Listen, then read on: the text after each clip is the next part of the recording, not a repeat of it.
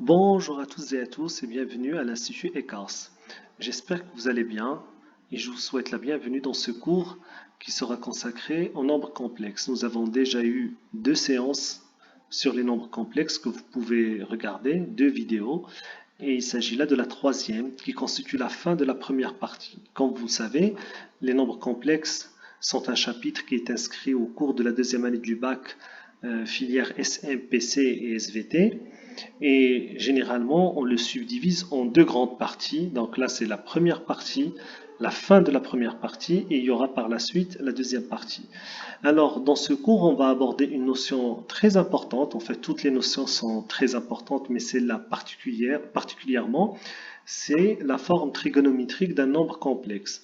Alors, pour rappel, on sait que tout nombre complexe s'écrit de manière unique, et j'insiste sur le fait que l'écriture est unique, donc de manière unique, comme z égale à x plus y, avec x et y réels.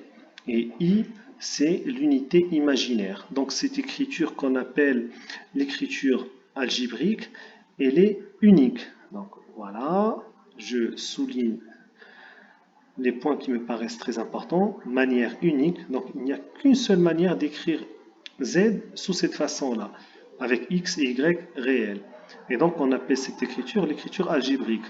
Ça, c'est quelque chose que nous avons déjà vu dans le cours précédent. Vous pouvez aller voir la vidéo si vous ne vous rappelez pas de ça ou si vous avez des lacunes.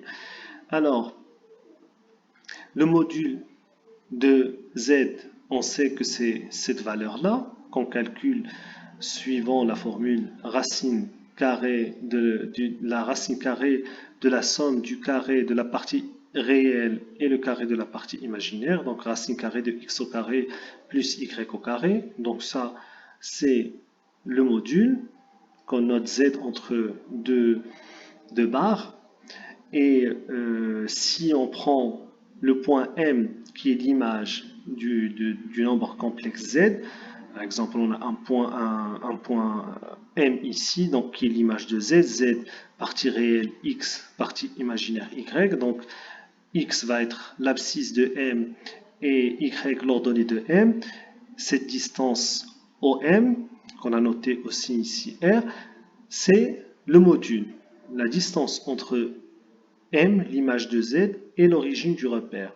Et donc ici, donc, on a cette définition-là, mais on peut aussi vérifier géométriquement grâce au théorème de Pythagore qu'effectivement cette distance R est égale. Donc ici, si on veut, on peut faire R au carré qui est égal à cette distance. Donc là, on a un triangle rectangle qui est rectangle en ce point-là. Donc ici, c'est x au carré plus y au carré. Donc la formule qu'on a ici pour le module est en conformité géométriquement avec le théorème de Pythagore. Alors ça c'est la première notion que nous avons vue, celle du module. Alors la deuxième notion c'est celle de l'argument. Alors l'argument, on parle d'argument que pour les nombres complexes non nuls en fait. Pour tous les nombres complexes sauf le 0. Alors, l'argument, c'est l'angle qui existe entre OM et l'axe des réels, ou je dirais plutôt entre l'axe des réels et OM, pour aller dans ce sens-là, pour aller dans le sens direct du repère. D'accord? Donc, c'est l'angle que vous voyez ici, qui est formé par OM et l'axe des réels. Donc, il n'y a pas un seul argument. On sait qu'il y a un seul module qu'on calcule de cette façon-là. Par contre, l'argument, il y a une infinité. Si on a cet argument θ, eh bien, il suffit d'ajouter 2π ou 4π ou 2kπ de façon générale avec k appartenant à z pour avoir un nouvel argument. D'accord? C'est pour ça qu'on n'écrit pas argument z égale θ, on écrit généralement argument z est congru à θ modulo 2π. Cette écriture-là avec 3 barres au lieu de 2 barres d'égalité. Ça, c'est la congruence. Alors ici, si vous vous rappelez des formules trigonométriques cosinus et sinus, le cos de θ, cosinus de cet angle dans Le triangle rectangle, c'est le côté adjacent sur l'hypoténuse. Donc, c'est x sur r. Et de la même façon, sinus θ, c'est le côté opposé, c'est-à-dire ce côté-là, qui est égal à y, donc c'est y sur r. Donc, j'espère que vous avez compris ce passage-là. C'est des choses que vous avez vues déjà auparavant, que vous connaissez très bien normalement. Donc, cosinus θ, c'est x divisé par r. Sinus θ, c'est y divisé par r. Là, on voudrait sortir le x et le y. Donc, on a x qui est égal à r cos θ, c'est-à-dire x. On va faire passer le r ici. Donc, on a x qui est égal à r cos θ et y qui est égal à r sin θ. Et nous avons l'écriture, c'est l'écriture algébrique de z, c'est x plus y. Alors, on remplace x et y par les nouvelles valeurs calculées et nous trouvons ici z. On remplace x par r cos θ, donc on a x r, qui est égal à r cos θ, on remplace ici. Et on a le i qui est là. Et ici, r sin θ, on remplace y par r sin θ. Et ici, on va factoriser par r. Donc, on a r ici et r là. Donc, on va avoir z qui est égal à r facteur de cos θ plus i sinus θ. Donc, ce que vous êtes en train de voir ici, c'est une nouvelle écriture ou une nouvelle forme du nombre complexe z qu'on appelle la forme trigonométrique. Donc, on a parlé d'abord de la forme algébrique, maintenant on parle de la forme trigonométrique. Donc, comme définition, le nombre complexe z qui s'écrit comme z est égal à x plus y, forme algébrique, peut également s'écrire sous la forme z égale à r facteur de cos θ plus i sinus θ, avec r qui est le module de z et θ un argument de z. Ici on dit R le module, on dit le parce qu'il y a un seul module, et ici on dit θ est un argument parmi d'autres parce qu'il y a une infinité d'arguments, comme je vous ai expliqué ici. Alors cette écriture, c'est l'écriture ou la forme trigonométrique. Et ce n'est pas une forme ou une écriture aléatoire que vous allez sortir comme ça, non, c'est bien précis, c'est le module, toujours le module, et ici vous avez cos θ plus i sinus θ avec θ un argument. Et un point très important sur lequel je reviendrai plus tard, ici j'ai insisté sur le fait que la forme, là, ce qu'on voit ici, la forme algébrique, elle est unique, la forme trigonométrique, elle n'est pas unique, parce que vous allez avoir une infinité d'arguments. D'accord? Donc, ce n'est pas une écriture unique. Là, donc on a parlé de la forme trigonométrique. Parfois, on trouve cette écriture qu'on voit ici. Z est égal à Rθ avec Rθ entre crochets. C'est une forme trigonométrique simplifiée, appelée également la forme polaire ou l'écriture polaire. Vous pouvez trouver, généralement on trouve cette écriture-là, mais parfois dans certains livres ou dans certains exercices plutôt anciens, on peut trouver cette formulation-là. Alors maintenant, je vais vous montrer en guise d'application comment on calcule ou comment plutôt on passe de la forme algébrique à la forme trigonométrique, c'est-à-dire on va vous donner un nombre complexe sous sa forme algébrique et on va vous demander de l'écrire sous la forme complexe. C'est un exercice qui est récurrent et que vous devez maîtriser. Donc on va prendre un nombre z qui est égal à x plus y, un nombre z complexe non nul, donc non nul. On parle toujours pour la forme trigonométrique d'un nombre non nul parce que 0 n'a pas d'argument et donc il n'aura pas de forme trigonométrique. Donc la première étape, c'est de calculer le module de z. Alors là, il n'y a pas de secret, ça c'est la première étape. On commence par ça, on calcule le module selon la formule que vous connaissez. Le module de z est égal à la racine carrée de x au carré plus y au carré. Donc ça, c'est la première étape. Deuxième étape, c'est qu'on va factoriser l'expression algébrique ou l'écriture algébrique par le module qu'on vient de calculer. Donc voilà, on a le module ici, on factorise, on a x plus y, et donc quand on va factoriser, on va diviser x par le module, ce qu'on a ici, et on va diviser y par le module, partie réelle, partie imaginaire, et ici le module.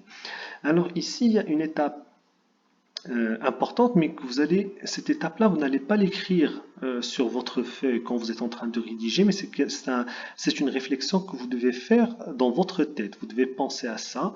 Donc ça, vous devez le faire sur votre feuille, écrire l'argument, le module, son calcul, factoriser. Et puis quand vous êtes là, vous devez juste voir le signe de X et le signe de Y. C'est très important de voir ça pour savoir où se situe votre point dans le plan complexe. Alors, si vous avez une partie réelle X qui est positive, une partie imaginaire Y qui est positive également, et bien vous savez que votre point, il se situe dans cette partie-là. D'accord? On est dans cette partie-là, en haut à droite. C'est le premier cadran. D'accord? Le point, il se situe ici. Donc ça, c'est le cas numéro 1. Pour le cas numéro 2, si vous avez par exemple X positif et Y négatif, et bien X c'est l'axe des réels, donc X positif c'est à droite, Y négatif c'est en bas, l'axe des nombres imaginaires, donc des nombres imaginaires purs, donc on est ici. D'accord? Et puis donc pour le cas numéro 3, X négatif, on est par là, on est dans cette moitié-là, et Y positif, donc on est en haut, donc on est dans cette partie-là. Et enfin, le quatrième cas, c'est quand on a X négatif et Y négatif, et bien on sait qu'on est ici. Ça, vous allez voir avec les exercices que vous allez pratiquer que c'est très très important parce que parfois, ça permet d'aller assez rapidement pour trouver l'angle, pour trouver l'argument. Grâce à ça, on détermine assez rapidement l'argument. Quand on utilise par exemple la tangente, parfois on peut avoir deux nombres qui ont la même tangente. Et vous allez voir surtout ça avec les exercices. En tout cas, rappelez-vous de cette étape-là. Et enfin, donc la quatrième étape, c'est de déterminer l'argument de z. Donc maintenant, on a commencé par déterminer le module, on a ensuite factorisé. Donc maintenant, on va devoir trouver l'angle θ qui vérifie cette propriété. Cos θ est égal à x divisé par la racine carrée de x au carré plus y au carré. Et son sinus, c'est y divisé par x au carré plus y au carré. La racine carrée de x au carré plus y au carré. Donc voilà, ici vous allez chercher sur le cercle trigonométrique avec le cosinus et le sinus. Et parfois, vous pouvez aller beaucoup plus rapidement que ça en essayant de trouver l'angle grâce à la tangente. Parce que la tangente de l'argument est égale, tangente θ est égale à cos θ divisé par sinus θ. Donc c'est cette expression ici, on élimine l'argument en haut et en bas, il nous reste x sur y. Et donc là, immédiatement, vous avez la tangente. Si par exemple vous trouvez que ici, tangente θ est égale à 1, c'est-à-dire dans le cas où x est égal à y, ben vous savez pertinemment bien que l'angle, c'est pi sur 4. Ça peut être pi sur 4, comme ça peut être moins pi sur 4. D'accord? Et donc là, pour pouvoir savoir si c'est pi sur 4 ou moins pi sur 4 par là, vous allez utiliser ce tableau-là pour voir si x et y sont tous les deux positifs ou si sont tous les deux négatifs. D'accord? Donc voilà les étapes que vous devez suivre pour trouver la forme trigonométrique d'un nombre complexe qui est écrit sous la forme algébrique. Et on va faire assez rapidement un petit exercice ici d'application. Donc ce qu'on souhaite ici, c'est de calculer la forme trigonométrique du nombre a qui est égal à moins 1 plus i. Alors a est égal à moins 1 plus i. Ça, c'est sa forme algébrique. Partie réelle, c'est moins 1. Partie imaginaire, c'est 1. C'est 1 multiplié par i, donc ça donne i. Donc on va suivre les étapes. La première étape, c'est de calculer le module. Alors le module de a, c'est la racine carrée de la partie réelle au carré, donc moins 1 au carré, plus la partie imaginaire, donc 1 au carré, donc ça donne 1 plus 1, ça donne racine de 2. La deuxième étape, c'est de factoriser par racine de 2. Donc on va factoriser ici, donc ce nombre A, si on factorise par moins racine de 2, vous allez avoir moins 1 divisé par racine de 2 plus I sur racine de 2, 1 sur la racine de 2. Et donc ici, on peut multiplier le haut et le bas pour simplifier par racine de 2. Et au final, on va avoir racine de 2 multiplié par cette expression-là. Donc maintenant, ce travail-là, je vous ai recommandé de ne pas l'écrire directement, mais d'y penser. Donc ici, nous, on voit quoi? Qu'on a un x, c'est-à-dire la partie réelle, elle est positive. Elle est négative, pardon, la partie réelle. Par contre, la partie imaginaire, elle est positive. Donc, on se situe ici. Donc, l'angle, il va être situé dans cette partie-là. Donc, maintenant, qu'est-ce qu'on est en train de chercher? On est en train de chercher un angle dont le cosinus est égal à moins racine de 2 sur 2 et le sinus est égal à racine de 2 sur 2. Et généralement, on ne va pas vous donner un nombre arbitraire. Généralement, on va vous donner des nombres qui ont un cosinus et un sinus qui sont connus. Et ici, vous connaissez très bien ce cercle, ou parfois vous le trouvez sous la forme d'un tableau. Ce sont les valeurs remarquables, les valeurs trigonométriques remarquables. Donc, ce que vous devez connaître, pi sur 6, pi sur 4, pi sur 3, etc., pi sur 2. Donc là, on voit que l'angle que nous sommes en train de chercher, c'est cet angle-là. C'est 3pi sur 4. C'est l'angle qui a pour cosinus moins racine de 2 sur 2 et pour sinus racine de 2 sur 2. Et donc, d'après les angles, θ est égal à 3pi sur 4. C'est une valeur parmi les valeurs qu'on peut avoir pour θ, parce que si vous rajoutez 2pi ou 2kpi, vous allez avoir toujours un argument. Donc, la forme trigonométrique ou une forme trigonométrique de A est cette expression que vous voyez ici, avec le module racine de 2, facteur de cosinus de l'argument 3pi sur 4 plus i sinus 3pi sur 4. Et on peut l'écrire également de cette façon-là, c'est-à-dire la forme polaire. Alors, maintenant j'aimerais passer assez rapidement sur certaines remarques dont j'ai déjà parlé et que je vais rappeler ici, que vous devez connaître. Donc le nombre 0, j'ai déjà parlé du nombre 0, est un cas particulier parce qu'il n'a pas d'argument, ou plutôt on dit que son argument n'est pas défini. Pourquoi il n'est pas défini? Tout simplement parce qu'on sait que l'argument pour un nombre complexe non nul, c'est l'angle que forme le vecteur OM avec l'axe réel positif, mesuré dans le plan complexe. Or, pour le point 0, il n'y a pas de vecteur OM, il n'y a pas de direction, parce que il n'y a pas d'angle entre le point O et l'axe réel. Donc, c'est juste un point, c'est le point origine. Dans ce cas-là, il n'y a pas d'argument, et comme il n'y a pas d'argument, eh bien, il n'y a pas de forme trigonométrique. Pour le nombre 0, parfois on trouve une écriture de cette nature-là, c'est-à-dire 0 est égal à 0 facteur de cos θ plus i sinus θ. Certains disent que c'est la forme trigonométrique, mais dans ce cas-là, n'importe quel θ que vous allez prendre va constituer un argument pour le nombre 0. Donc généralement, on dit que le nombre 0, le nombre nul, n'a pas d'argument et n'a pas de forme trigonométrique, ou la forme trigonométrique n'est pas définie. La deuxième chose que je souhaite voir avec vous, c'est qu'on a parlé de l'unicité de la forme algébrique. Donc tout nombre z non nul s'écrit d'une seule façon sous sa forme algébrique. Par contre, il y a une infinité d'écritures trigonométriques. Si vous avez une écriture de cette nature-là, eh bien, vous pouvez avoir une infinité d'écritures. Donc, on a le même module et pour l'argument, eh bien, il suffit de rajouter 2kpi avec k appartenant à z.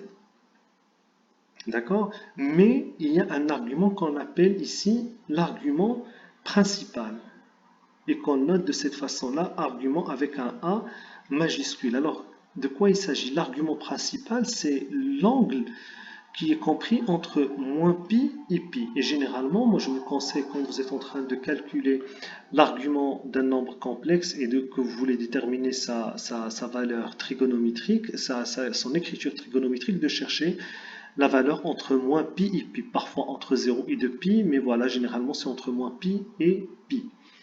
Et donc, dans ce cas-là, il y a un seul argument et il y a également une seule écriture géométrique.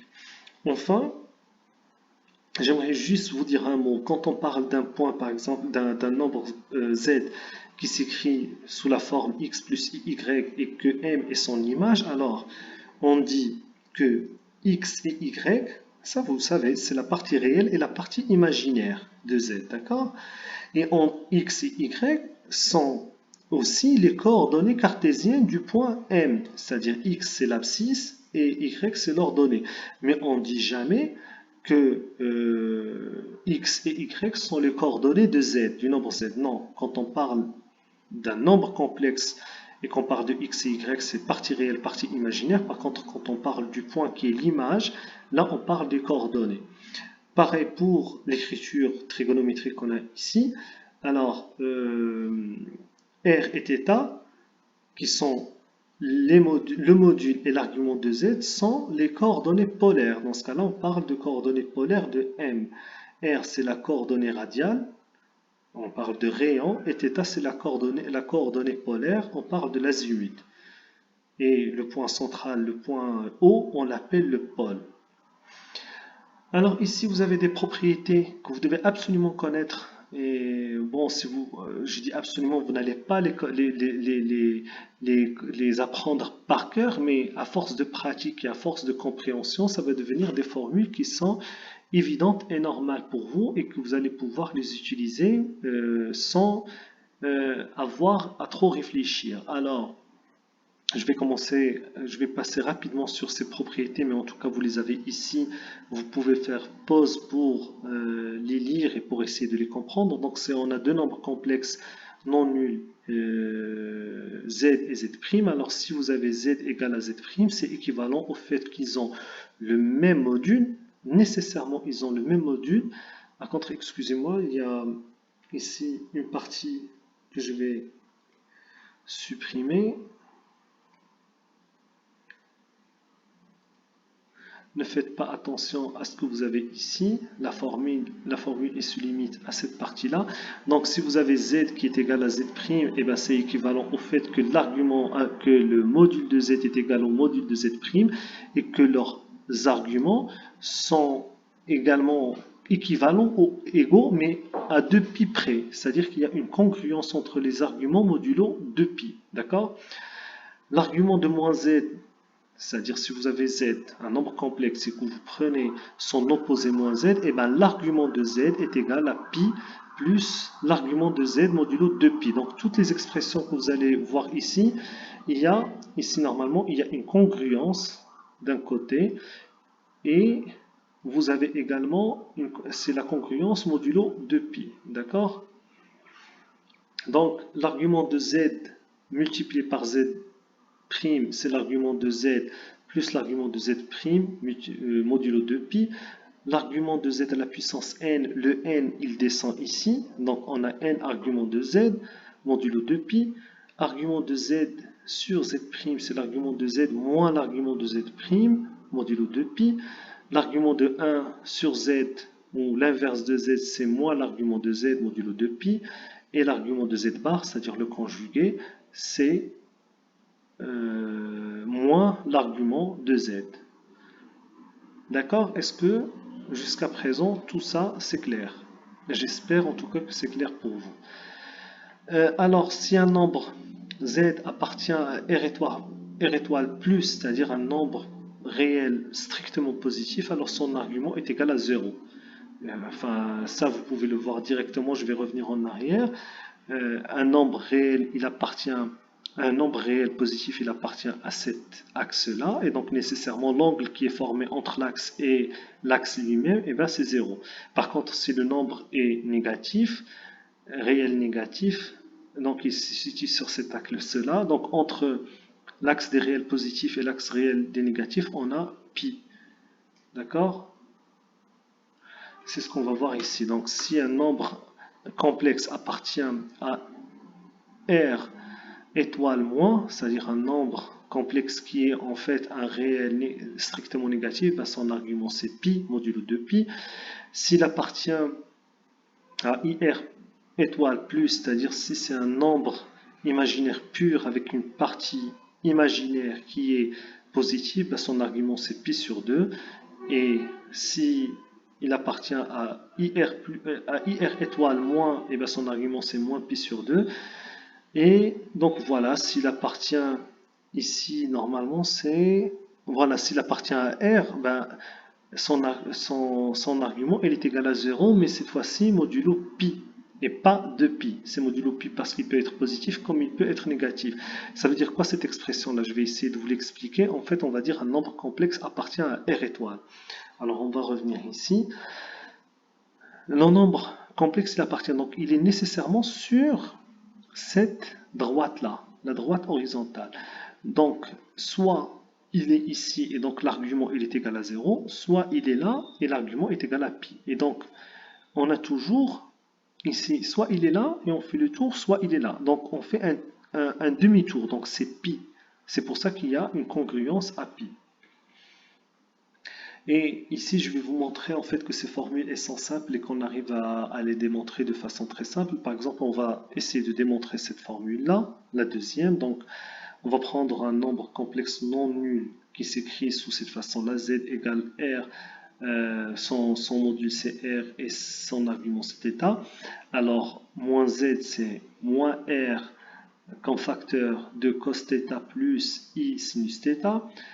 Nous, quand on cherche la forme trigonométrique, ça c'est quelque chose de très très important, qui est évidente, mais sur laquelle il faut insister, c'est que la forme trigonométrique, je vous ai dit ici, là, on a le module. Ce module qui est R, il est toujours positif, d'accord? C'est un nombre positif. Rappelez-vous de ça. Quand vous voulez chercher la forme trigonométrique, vous sortez l'argument, pas l'argument, vous sortez le module, pardon, qui doit être positif.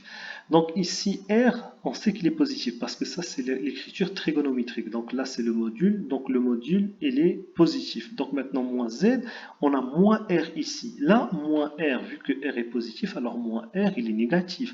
Donc on ne doit pas le laisser de cette façon-là. Donc le moins, on va l'enlever du R pour l'introduire entre les parenthèses. Donc ce qu'on va avoir ici, c'est R multiplié par moins cos θ moins I sinus θ. Donc là, ce passage-là, on n'a pas fait grand-chose, on a juste modifié la position, changé la position du signe moins. Et alors là maintenant, vous avez moins cos θ moins I sinus θ, vous devez avoir un plus ici et ici également un plus devant le cosinus. Vous ne devez pas avoir de moins ici. Alors pour faire disparaître les moins qu'on a ici, nous devons nous servir de ce tableau-là.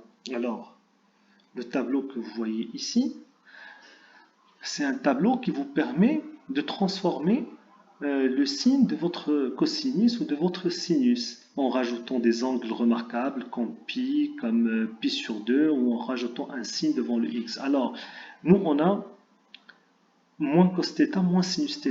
Alors, qu'est-ce qu'on peut faire pour avoir plus et plus?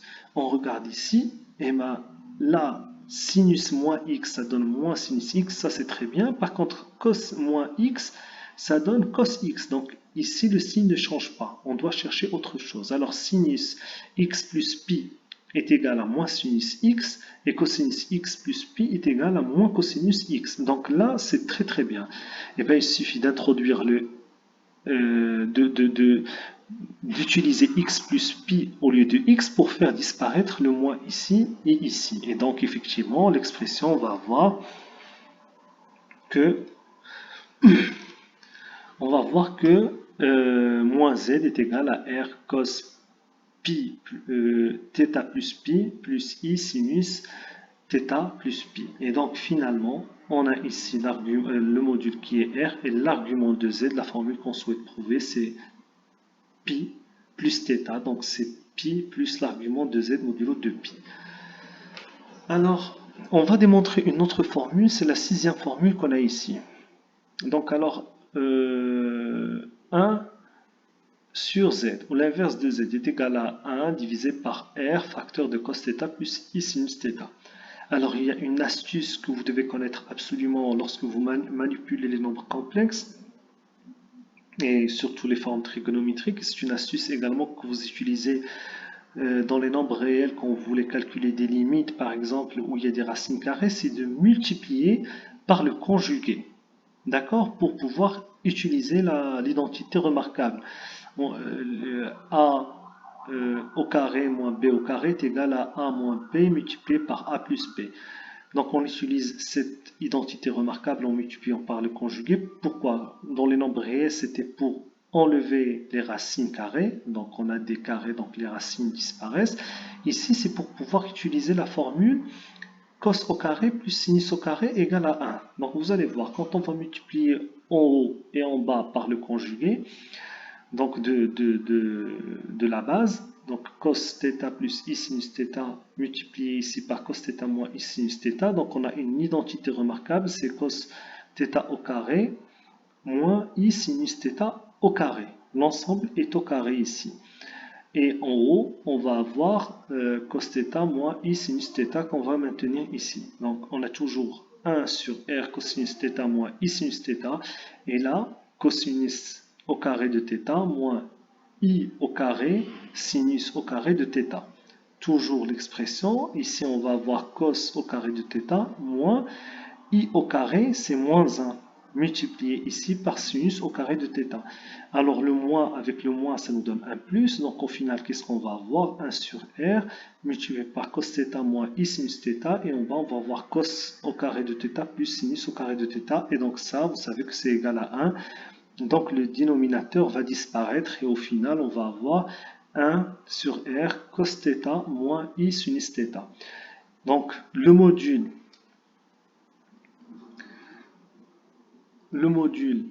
de 1 sur z, c'est 1 sur r.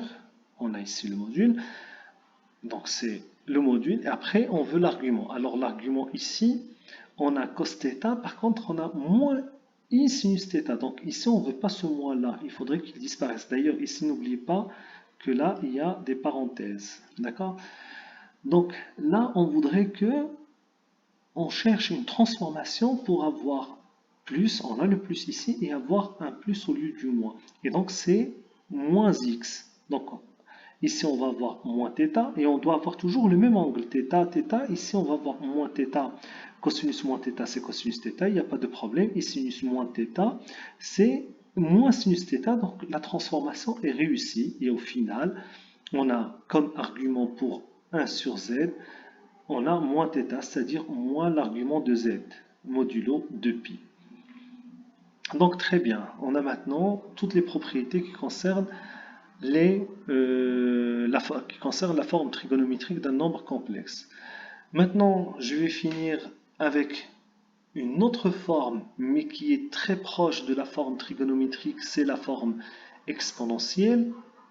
Lorsqu'on passe de la forme algébrique à la forme trigonométrique ou l'écriture trigonométrique, là il y a un grand changement parce qu'on passe de la notion de partie réelle, partie imaginaire à la notion d'argument et de module. Par contre, passer de la forme trigonométrique à la forme exponentielle, il n'y a pas de différence parce que même dans la forme exponentielle, on travaille avec le module et l'argument. Alors, soit z un nombre complexe non nul. Alors, le nombre z s'écrit sous la forme algébrique x plus y, donc là on a la forme algébrique, et il s'écrit aussi sous la forme trigonométrique r cos θ plus i sinus θ. Alors, excusez-moi ici j'ai barré le i, on ne le voit pas très bien, mais en tout cas, la forme exponentielle de z, c'est r, on prend le module qu'on multiplie par e ou par exponentielle iθ, e à la puissance iθ. C'est l'écriture que vous voyez ici. Donc il n'y a pas un grand changement. On a toujours l'argument ici et on a le module et on a l'argument. C'est juste une écriture que vous devez connaître et un passage entre forme trigonométrique et forme exponentielle. Si r est égal à 1, en particulier si r est égal à 1, et bien on va voir z qui est égal à exponentielle iθ et qui est égal à cos θ plus i sinus θ. Alors les propriétés qu'on vient de voir tout à l'heure pour la forme trigonométrique, eh ben, elles sont toujours valables pour la forme exponentielle, c'est-à-dire si on revient en arrière, on a vu par exemple que l'argument de z multiplié par z', c'est l'argument de z plus l'argument de z' modulo de pi. Et ben, on arrive à le voir assez facilement ici. On a z multiplié par z', c'est r e iθ multiplié par r' e iθ. Et ben, la multiplication va permettre d'associer les R, les modules R et R', et ici EI θ fois EI θ. Comme vous savez, pour les puissances, quand il y a une multiplication, on peut additionner les puissances. Donc ici θ plus θ'. Donc vous avez toutes ces formules-là. Vous faites pause et vous essayez de bien les réviser, de bien les comprendre. Et on a deux formules importantes que vous devez connaître, c'est la formule de Moivre et les formules de l'air. Alors la formule de Moivre, c'est une formule qui concerne la forme trigonométrique. En fait, là, c'est cette formule que vous voyez ici, qui est traduite en termes d'écriture trigonométrique. Donc, cos θ plus i sinus θ à la puissance n est égal à cos nθ plus i sinus nθ. Donc on voit que le n ici, on peut le descendre à l'intérieur du cosinus et à l'intérieur du sinus. D'accord? Mais cette formule, on la démontre assez facilement en utilisant la forme exponentielle. D'accord? On utilise ici. Donc ici, on va faire à la puissance n. D'accord? Et ici, donc, on va être à la puissance n, et puis après, on développe et on a cette formule, ou alors on peut la montrer aussi par récurrence. C'est un peu plus technique, mais on peut la démontrer sans problème. Et la formule de l'air, d'abord, cette formule-là, pour r égale à 1, il y en a qui l'appellent la formule de l'air. Mais ici, quand on parle des formules de l'air, ils sont en nombre de 2. Cos θ est égal à exponentielle iθ plus exponentielle moins iθ, l'ensemble sur 2, et sinus θ est égal à exponentielle iθ moins e moins iθ divisé par 2i. Ce sont deux formules que vous devez connaître absolument de la même façon que la formule de Moivre. Les formules de l'air et la formule de Moivre, ce sont des formules que vous devez connaître parce que vous allez les utiliser énormément dans les exercices, dans les examens. Alors, deux applications rapides que je souhaite faire avec vous pour appliquer la formule de Moivre. D'abord, donc calculer 1 plus i à la puissance 6 en utilisant la formule exponentielle et la formule de Moivre. Alors, qu'est-ce qu'on a ici? On va d'abord écrire e plus i sous la forme exponentielle. On va calculer, pour pouvoir l'écrire, il faut calculer le module et l'argument, de la même façon que lorsqu'on veut avoir la forme exponentielle. Donc ici, le module, c'est racine de 2, c'est évident. Ici, on a comme partie réelle 1 et comme partie imaginaire 1, donc c'est la racine carrée de 1 au carré plus 1 au carré, c'est 2, donc racine de 2. L'argument, c'est pi sur 4, parce qu'on va factoriser. Donc voilà, et au final, on va factoriser par racine de 2, donc on va avoir 1 sur racine de 2, donc on va chercher cosinus et sinus qui sont égales à racine de 2 sur 2, donc ça va nous donner pi sur 4. Et donc au final, le nombre complexe 1 plus i, il va s'écrire de cette façon, la racine de 2 multipliée par i, pi sur 4. D'accord? Alors, quand on va élever ce nombre à la puissance 6, donc 1 plus i à la puissance 6 va donner racine de 2 à la puissance 6, et ei pi sur 4 à la puissance 6. Donc le 6 va venir à l'intérieur, et on va avoir ici racine de 2 à la puissance 6, et bien ça donne 8. C'est racine de 2 au carré, ça donne 2, donc ici il va rester 3, donc 2 à la puissance 3, ça donne 8, et ici on va simplifier par 2 en haut et en bas, on va voir i pi 3 sur 2. Et donc on va chercher une écriture plus simple pour ce nombre-là. On va essayer de calculer le cosinus de 3pi sur 2 et le sinus de 3pi sur 2. Ce sont des formules, ce sont des valeurs remarquables qu'on connaît. Donc ici, si on revient à ce cercle-là, on a dit 3pi sur 2, donc ici on a pi sur 2, ici on a 2pi sur 2, donc ça donne pi, ici on a 3pi sur 2, donc le cosinus est égal à 0 et le sinus est égal à moins 1. Donc le cosinus est égal à 0, sinus est égal à moins 1, donc ça nous donne au final 0 moins i, donc ça donne moins i, et au final le résultat 1 plus i à la puissance 6, donc on a le 8 qui est l'argument ici, et moins i, et donc ça donne au final moins 8i. D'accord? Et on a un deuxième exercice pour appliquer les formules de l'air. Donc cosinus, exprimer la puissance 3 du cosinus en fonction de cosinus 3x. Donc on veut avoir la valeur de cosinus à la puissance 3 de x en fonction de cos 3x, en utilisant les formules de l'air en fonction de cos 3x et de cosinus x. Alors, on a cosinus x est égal, ici on a cos θ, donc cosinus x est égal à l'exponentielle de ix plus exponentielle de moins ix l'ensemble sur 2, on élève à la puissance 3. Donc on va avoir cette expression à la puissance 3. Vous développez, c'est un calcul que vous devez pouvoir faire sans problème. Donc ici, le 2, 1 sur 2 à la puissance 3 va nous donner 1 sur 8. Et puis vous allez continuer à développer et vous allez avoir cette expression-là. On regroupe les termes. Donc ce terme-là va être regroupé avec ce terme-là. Et ce terme-là va être regroupé avec ce terme-là pour pouvoir utiliser la formule de l'air. On l'a utilisé au début, et bien on va l'utiliser maintenant aussi. Donc on va avoir cette expression-là qui est égale à cosinus 3x, parce qu'ici on a 3x. Et ici, on a cette expression, ici c'est x, on va avoir cosinus x. Et bien tout simplement ici on a un quart, et ici on a 3 quarts. Et donc la formule finale qu'on va avoir, c'est cette formule-là. Je vous remercie de votre attention et je vous donne rendez-vous dans la prochaine séance dans laquelle on va aborder la partie 2 des nombres complexes. Et n'hésitez pas à laisser en commentaire vos questions ou vos remarques. Merci et à bientôt.